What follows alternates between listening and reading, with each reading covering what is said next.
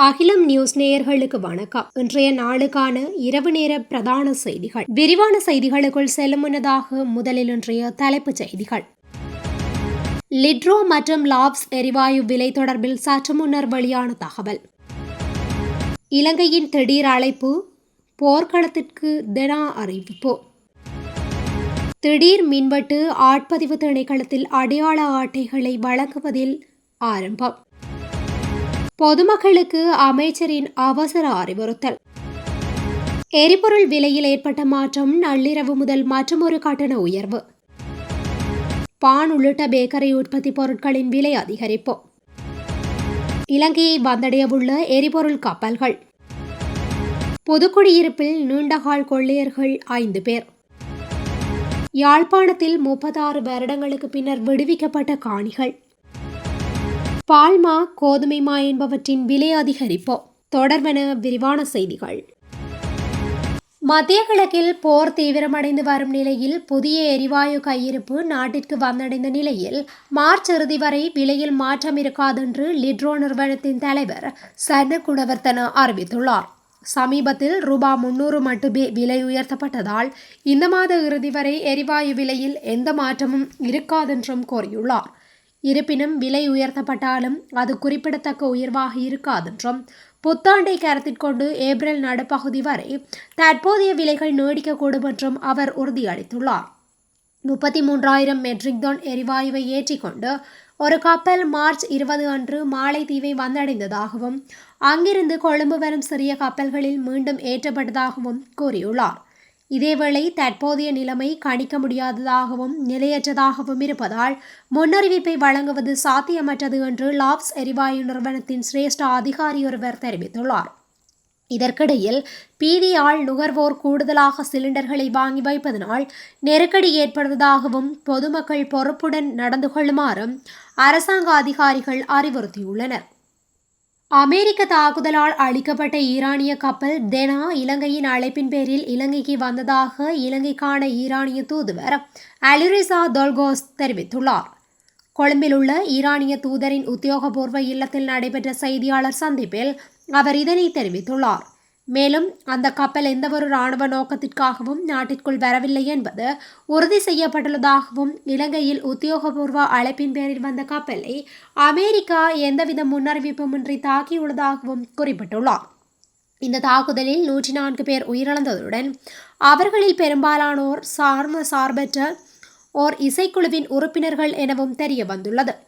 இது தொடர்பாக நாம் நமது அண்டை நாடுகளுக்கு அனுப்பும் செய்தியே முக்கியமானது என்றும் அமெரிக்கா மற்றும் இஸ்ரேலிய ஆட்சிகளின் குற்றங்களுக்கு உடந்தையாக இருக்க வேண்டாம் என்றும் அவர் அறிவுறுத்தியுள்ளார்.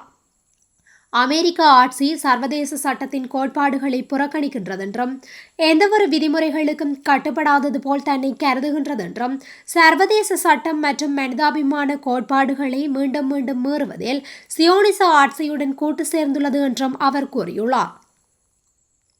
நாளை முதல் அடையாள அட்டைகள் வழக்கம் போல் வழங்கப்படும் என ஆட்பதிவு திணைக்களம் தெரிவித்துள்ளது. கணனி அமைப்பில் ஏற்பட்ட தொழில்நுட்ப கோளாறு காரணமாக இன்று அடையாள அட்டைகள் வழங்கும் பணி தடைப்பட்டுள்ளது. இதன் காரணமாக ஆட்பதிவு திணைக்களத்திற்கு வந்த மக்கள் சிரமங்களை எதிர்கொண்டுள்ளனர். இலங்கை ஆட்பதிவு திணைக்களத்தின் கொழும்பு தலைமை அலுவலகத்தில் தேசிய அடையாள அட்டைகளை வழங்குவதில் தாமதம் ஏற்பட்டுள்ளதாகவும் தெரிவிக்கப்பட்டது. பத்ரமுல்லை சுகுருபாய கட்டடத்தில் அமைந்துள்ள திணைக்களத்தில் ஏற்பட்ட திடீர் மின்வெட்டே இதற்கு காரணம் என அறிவிக்கப்பட்டுள்ளது. உலக சந்தையில் எரிபொருள் விலைகள் பாரியளவில் அதிகரித்த போதும் இலங்கையில் எரிபொருள் விலைகளை கட்டுப்படுத்த அரசாங்கம் கருவூலத்திலிருந்து பணத்தை எடுத்து செலவழித்துள்ளதாக அமைச்சர் உபாலி பனிலகே தெரிவித்துள்ளார். அத்துடன் வரிசைகளில் காத்திருந்து தேவையில்லாமல் அவதிப்பட வேண்டாம் எனவும் பொதுமக்கள் எரிசக்தியை சிக்கனமாக பயன்படுத்த வேண்டும் எனவும் மக்களுக்கு அறிவுறுத்தியுள்ளார். அவர் மேலும் தெரிவிக்கையில், உலக சந்தையில் எரிபொருள் விலைகள் முன்னெப்போதும் இல்லாத அளவுக்கு அதிகரித்துள்ள போதிலும் நாட்டின் பொருளாதாரத்தை ஒரு நிலையான மட்டத்தில் பராமரிக்க அரசாங்கம் தலையிட்டு வருகின்றது. தற்போதைய சூழ்நிலையிலும் மக்களின் வாழ்க்கையில் பெரிய பாதிப்பு ஏற்படுவதை தடுக்க நடவடிக்கைகள் எடுக்கப்பட்டு வருகின்றது. உலக சந்தையில் விலைகள் அதிகரித்த போதிலும் எரிபொருள் விலைகளை கட்டுப்படுத்த அரசாங்கம் கருவூலத்திலிருந்து ரூபாய் 20,000 மில்லியனை செலவிட்டுள்ளது. நாட்டின் எரிபொருள் சந்தையில் 57% அரசாங்கத்தின் கட்டுப்பாட்டிலும் 43% தனியார் துறையின் கட்டுப்பாட்டிலும் உள்ளது. தனியார் துறையில் விலை உயர்வை தடுக்க முடியாதென்றாலும் மக்களுக்கு மலிவு விலையில் எரிபொருளை வழங்க அரசாங்கம் தலையிட்டு வருகின்றது. அத்துடன் கச்சா எண்ணெய்க்கு பற்றாக்குறை ஏற்பட்டால் சுத்திகரிக்கப்பட்ட எரிபொருள் பெற வேண்டியிருக்கும். மின்சார உற்பத்திக்கு எரிபொருள் இன்றியமையாது என்பதால் பொதுமக்கள் எரிசக்தியை சிக்கனமாக பயன்படுத்த வேண்டும். இது இந்த நாட்டின் பொருளாதார மேலாண்மை பிரச்சினை அல்ல, மாறாக ஒரு உலகளாவிய நெருக்கடி என்பதை புரிந்து கொள்வது அவசியம். வரிசைகளில் காத்திருந்து தேவையில்லாமல் அவதிப்பட வேண்டாம். நாங்கள் தொடர்ந்து எரிபொருளையும் எரிசக்தியையும் வழங்குவோம். அத்தியாவசிய உணவு மற்றும் பானங்கள் உள்ளிட்ட பிற சேவைகளும் மிக சிறப்பாக பராமரிக்கப்படும் என்று குறிப்பிட்டுள்ளார். எரிபொருள் உயர்வினை கருத்திற்கொண்டு இன்று முதல் முச்சக்கர வண்டி காரிரம் 10 ரூபாவினால் அதிகரிக்கப்பட்டுள்ளது. மேல் மாகாண பயணிகள் போக்குவரத்து அதிகார சபை இதனை தெரிவித்துள்ளது. இதன் அடிப்படையில் 1 முதல் 110 மற்றும் 2வது கிலோமீட்டரிலிருந்து ஒவ்வொரு கூடுதல் கிலோமீட்டருக்கும் ரூபாய் 90 அதிகரிக்கும் என தெரிவிக்கப்பட்டுள்ளது. இதற்கிடையில் ரொட்டி உட்பட அனைத்து பேக்கரி பொருட்களின் விலையும் இன்று நள்ளிரவு முதல் அதிகரிக்கப்பட்டுள்ளமை குறிப்பிடத்தக்கது. இன்று நள்ளிரவு முதல் நடைமுறைக்கு வரும் வகையில் பேக்கரி உணவுப் பொருட்களின் விலைகள் உயர்த்தப்பட்டுள்ளன. இதன்படி 450 கிராம் பானின் விலை 10 ரூபாவால் உயர்த்தப்பட்டுள்ளதாக பேக்கரி உரிமையாளர்கள் சங்கம் அறிவித்துள்ளது. அதற்கமைய 450 கிராம் பானின் புதிய விலை 130 ஆகும். ஏனைய பேக்கரி உற்பத்தி பொருட்களின் விலைகளும் இதேபோல 10 ரூபாவால் உயர்த்தப்படும் என்று பேக்கரி உரிமையாளர்கள் சங்கம் அறிவித்துள்ளது. சமீபத்திய எரிபொருள் விலை அதிகரிப்பை தொடர்ந்து இந்த முடிவு எடுக்கப்பட்டுள்ளதாகவும் எரிபொருள் விலை அதிகரிப்பு உற்பத்தி மற்றும் விநியோக செலவுகளை அதிகரித்துள்ளதாகவும் சங்கம் சுட்டிக்காட்டியுள்ளது. இதேவேளை நாடு முழுவதும் பான் பிரதான உணவுப் பொருளாக இருப்பதன் காரணமாக தற்போதைய விலை அதிகரிப்பு மக்களை நேரடியாக பாதிக்கும் என்றும் குறிப்பிட்டுள்ளனர். எதிர்வரும் வாரங்களில் டீசல், பெட்ரோல், ஜெட், எரிபொருள் மற்றும் உலை எண்ணெய் உள்ளிட்ட பல எரிபொருள் சரக்குகள் இலங்கையை வந்தடையவுள்ளதாக அறிவிக்கப்பட்டுள்ளது. இலங்கை பெட்ரோலிய கூட்டுத்தாபனம் வெளியிட்ட தகவலின்படி 37,000 மெட்ரிக் டன் டீசலை ஏற்றிக்கொண்டு ஒரு கப்பல் நாளை மறுநாள் நாட்டிற்கு வந்து சேர உள்ளது. 30,000 லிட்டர் ஆக்டேன் 92 பெட்ரோல் மற்றும் 5,000 லிட்டர் ஆக்டேன் 95 பெட்ரோலை ஏற்றிக்கொண்டு மற்றொரு கப்பல் இந்த மாதம் 27ஆம் தேதி இலங்கைக்கு வந்து சேர உள்ளதாக பெட்ரோலிய கூட்டுத்தாபனம் தெரிவித்துள்ளது. மேலும் மார்ச் 17ஆம் தேதி வெளியிடப்பட்ட எரிபொருள் ஒப்பந்த புள்ளியின் கீழ் அடுத்த மாதம் மேலும் பல எரிபொருள் டேங்கர்கள் நாட்டிற்கு வந்து சேரும் என எதிர்பார்க்கப்படுகின்றது. அட்டவணைப்படி தலா 37,000 மெட்ரிக் டன் டீசலை ஏற்றிக்கொண்டு 2 கப்பல்கள் ஏப்ரல் 6, 7 மற்றும் 8ஆம் தேதிகளில் வந்து சேர உள்ளமை குறிப்பிடத்தக்கது. முல்லைத்தீவு புதுக்குடியிருப்பு பிரதேசத்தில் நீண்டகாலமாக பல்வேறு கொள்ளை சம்பவங்களுடன் தொடர்புடைய பெண் உள்ளிட்ட 5 பேரை புதுக்குடியிருப்பு குற்றத்தடுப்பு பிரிவினர் கைது செய்துள்ளனர். நேற்று முன்தினம் மேற்கொள்ளப்பட்ட நடவடிக்கையின் போது இவர்கள் கைது செய்யப்பட்டுள்ளமை குறிப்பிடத்தக்கது.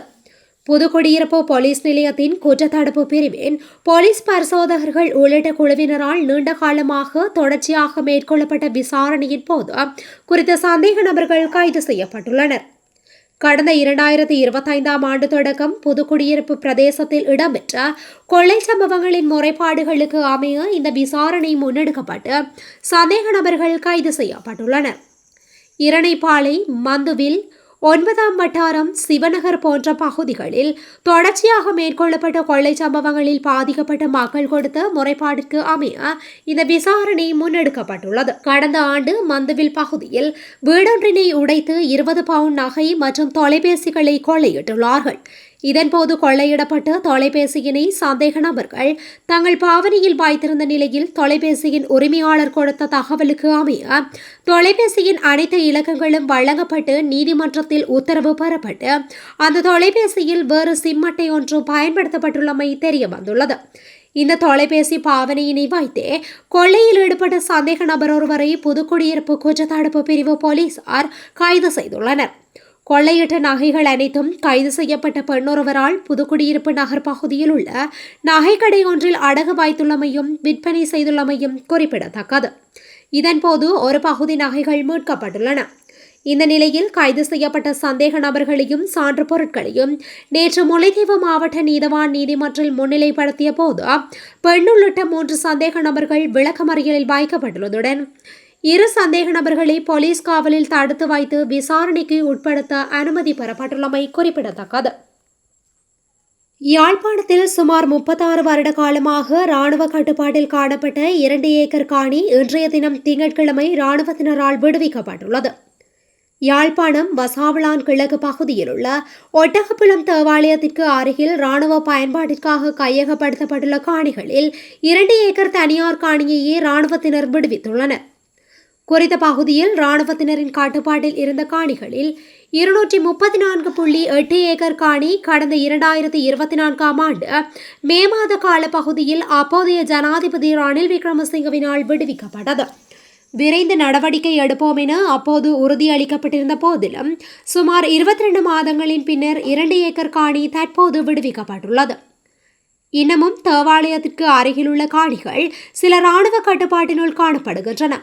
அவற்றினையும் விரைந்து விடுவிக்க நடவடிக்கை எடுக்க வேண்டும் என அப்பகுதி மக்கள் கோரிக்கை விடுத்துள்ளமை குறிப்பிடத்தக்கது. இறக்குமதி செய்யப்படும் பால்மா மற்றும் கோதுமை மாவின் விலைகள் எக்காரணம் கொண்டும் அதிகரிக்கப்பட மாட்டாது என வர்த்தக வாணிப உணவு பாதுகாப்பு மற்றும் கூட்டுறவு அபிவிருத்தி அமைச்சு தெரிவித்துள்ளது. பால்மா இறக்குமதியாளர்கள் மற்றும் கோதுமை மா நிறுவனங்கள் இன்று வர்த்தக வாணிப உணவு பாதுகாப்பு மற்றும் கூட்டுறவு அபிவிருத்தி அமைச்சர் வசந்த சமரசிங்கவை சந்தித்த போதே இந்த உறுதிமொழியை வழங்கியுள்ளன. தற்போதைய போர்ச்சூழல் காரணமாக விநியோக வலையமைப்பிற்கு ஏற்பட்டுள்ள பாதிப்புகள் மற்றும் தொடர்ச்சியான விநியோகத்தை பேணுதல் குறித்து இரு தரப்பினருக்கும் இடையில் கலந்துரையாடல் நடத்தப்பட்டது. இதன்போதே இந்த உத்தரவாதம் அளிக்கப்பட்டதாக அமைச்சர் விடுத்துள்ள அறிக்கையில் தெரிவிக்கப்பட்டுள்ளமை குறிப்பிடத்தக்கது. இத்துடன் இன்றைய நாளுக்கான இரவு நேர பிரதான செய்திகள் நிறைவடைகின்றன. தொடர்ந்தும் இதுபோன்ற செய்திகளை உடனுக்குடன் அறிந்து கொள்ள அகிலம் நியூஸுடன் இணைந்திருங்கள். நன்றி, வணக்கம். அகிலம், மாற்றத்திற்கான மக்கள் குரல். இந்த வீடியோ பிடிச்சிருந்தா லைக் பண்ணுங்க, கமெண்ட் பண்ணுங்க, ஷேர் பண்ணுங்க. மறக்காம கீழே இருக்க பெல் ஐகானை கிளிக் பண்ணுங்க.